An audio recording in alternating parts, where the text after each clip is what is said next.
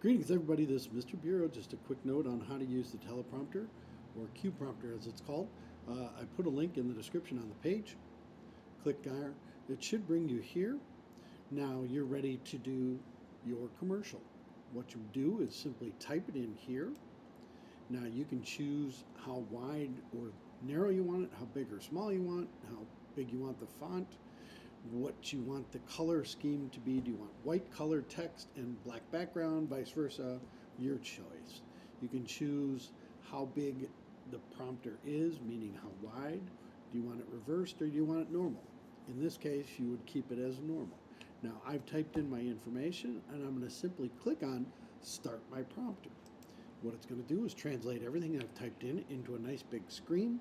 Up on top you have some different controls.